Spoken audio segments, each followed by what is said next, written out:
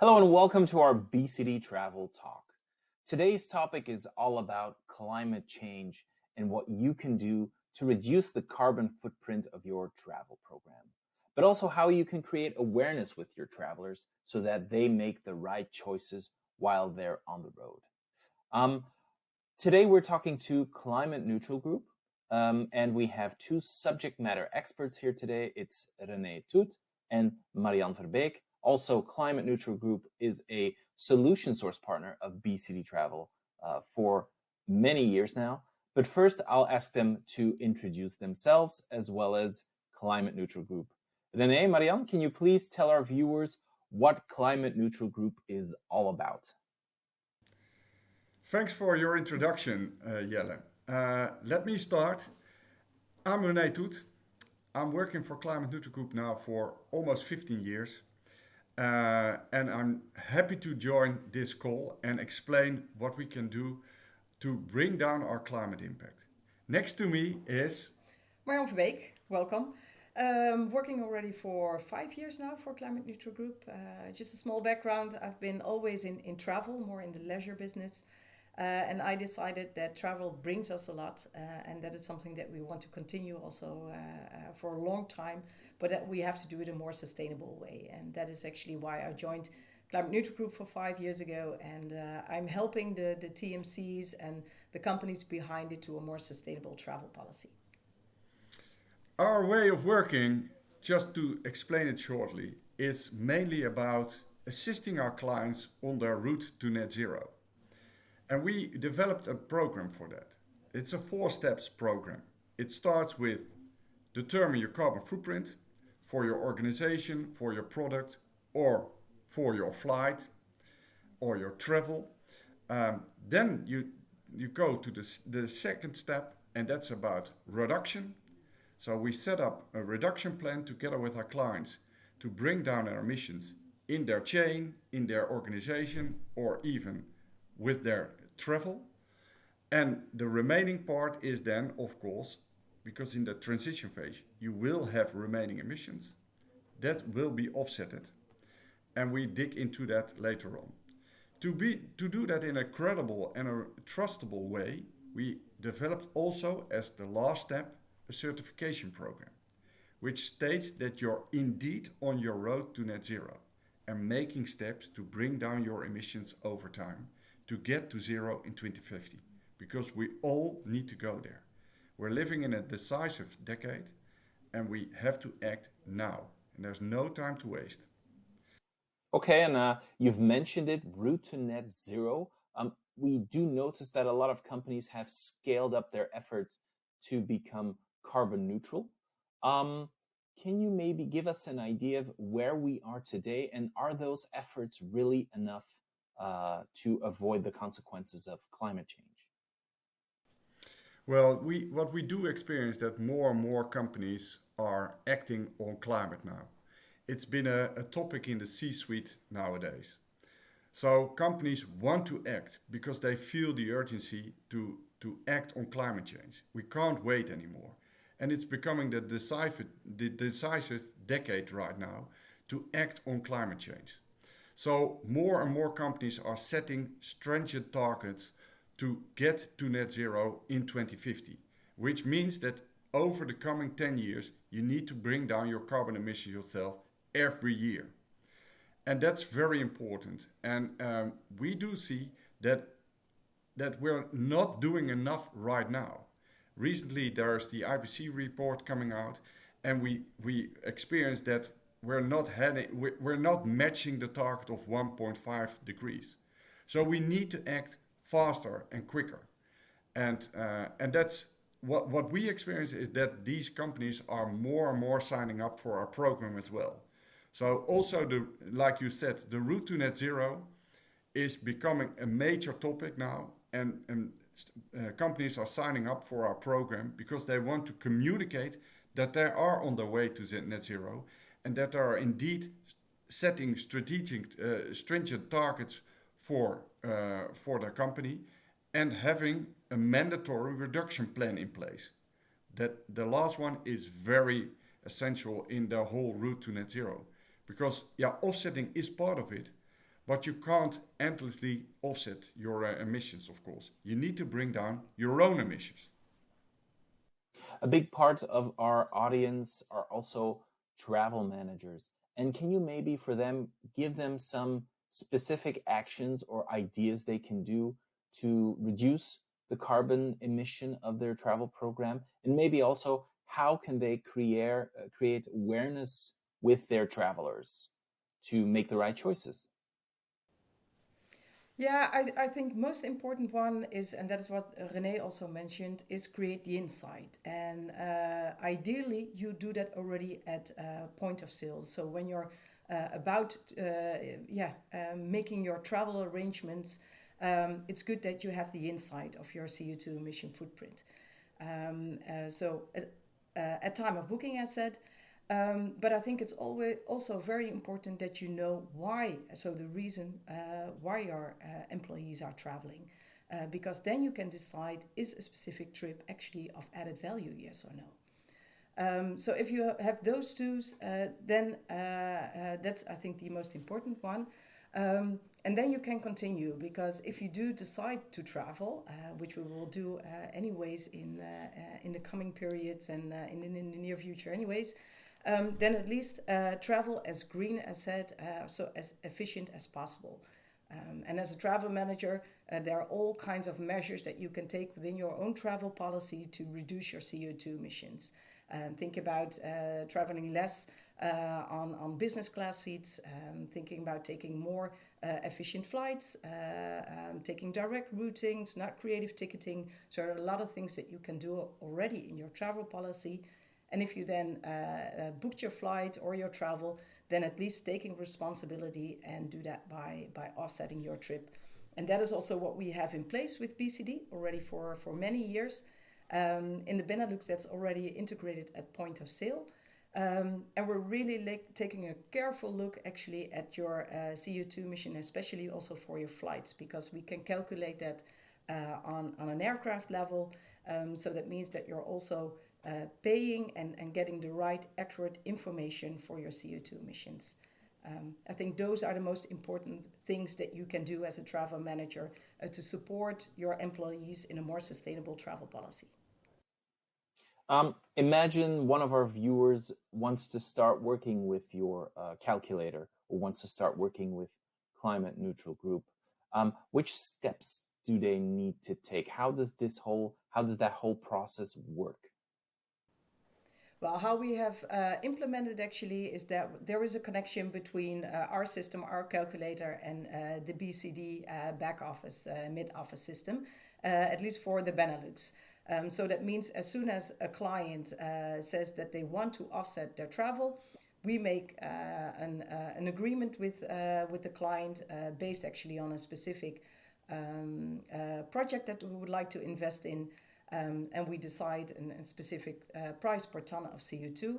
And that's actually in the back end, we organize that. So as soon as one of the employees is going to book a trip from Amsterdam to Hong Kong, then automatically your CO2 emissions are calculated, so on aircraft level.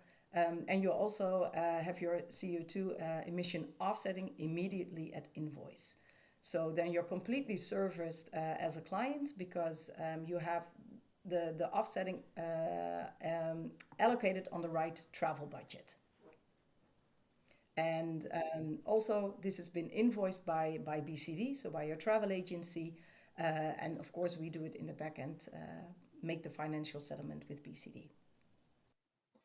So when a company approaches you to set up a carbon reduction plan, can you maybe walk us through that? How does that work? How do you start tackling such a challenge? Yeah, what we see a lot is that companies come to us and saying, "Hey, we would like to start actually with the offsetting of our travel," and because it's a very framed and you have a good overview most of the times already what your footprint is. But then what we also notice is that offsetting always goes actually in hand with reduction, and that's an important one. So what we've seen, just as an example, we had a business provider who came to us and saying, "Hey, we would like to offset only our business flight, We took their entire footprint and we noticed that more than 70% of their CO2 emissions were caused actually by doing the flights, by doing actually the travel.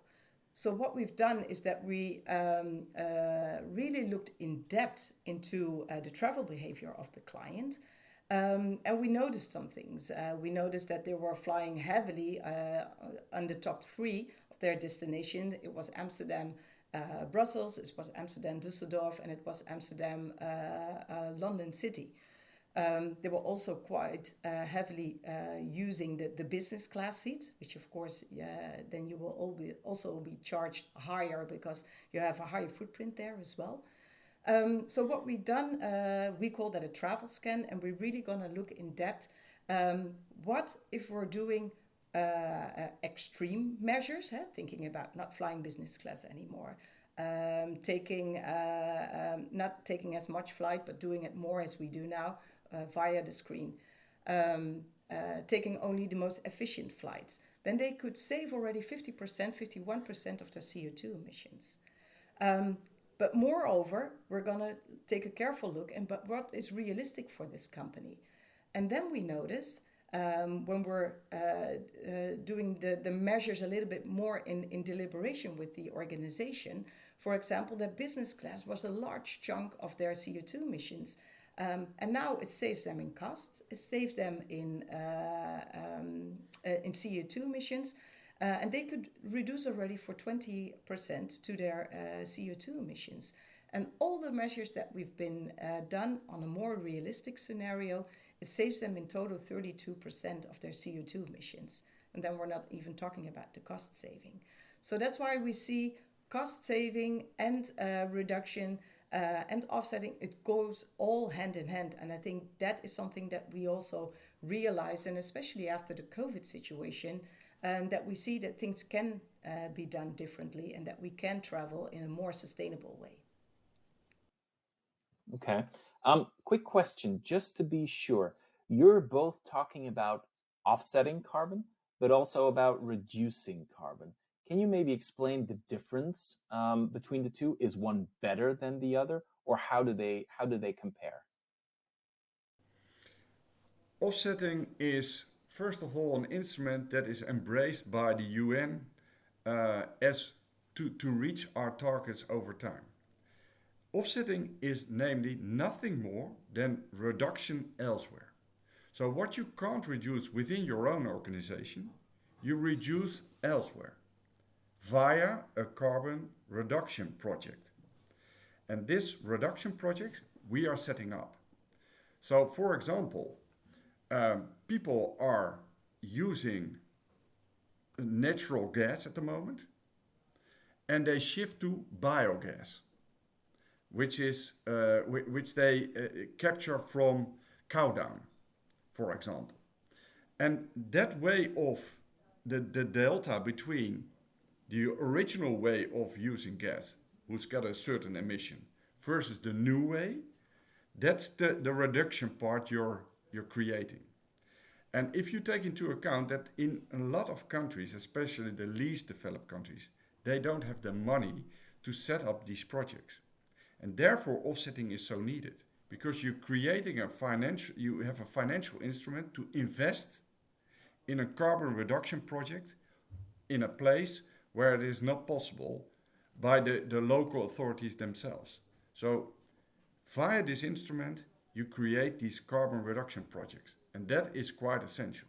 So when you offset your flight, you're actually investing in a carbon reduction project elsewhere. And there are several options. It could be a solar project, could be a wind project, could be a biogas installation, could be cook stoves, could be forestry, absorbs carbon emissions. It's all needed, and it's all possible. And it's also independent, verified, which is quite essential, because it's not like I'm coming up with a project and say, well, this is the carbon reduction of this project. That needs to be validated and verified by an external party. Yeah, what is also I think is important, we do it from a climate perspective, so having less CO2 emissions in the air, but it also helps other people and next step on the welfare ladder. So it helps them in better circumstances, or that it's going to be a health situation, that they're getting education. So all set to the Sustainable Development Goals set by the United Nations. Okay. So offsetting and reduction basically work hand in hand. Can you give us an example maybe of one of those projects you've mentioned, those reduction projects? You can choose for wind turbines, for example, in the area of Kenya, Tanzania, Cambodia. But you could also look for solar projects or run-off river projects. The project that we like the most is those projects that are not only generating electricity or gas, but also contribute to what we call the other SDGs, Sustainable Development Goals. So, like Marjan said already, it's about contributing to the health of people, contributing to getting access to energy, contributing to education.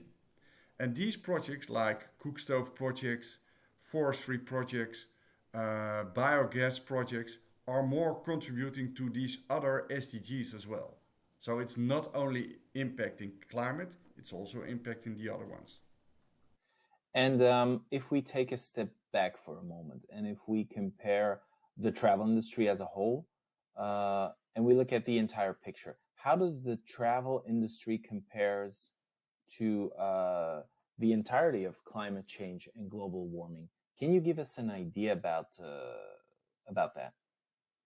Now, first of all, what we experience that actually it's an obligation for all of us. Um, Changes have to be made by every country, every organization worldwide. And we're all in a transition phase to get to net zero over time, um, which is also for the travel industry. And it will impact the travel industry as well. Um, because we need to do it in another way, we need to travel in another way over time, and we need to change our behaviors. And that's something that is needed for every organization. So everyone would look at their business models and their way of doing business over time.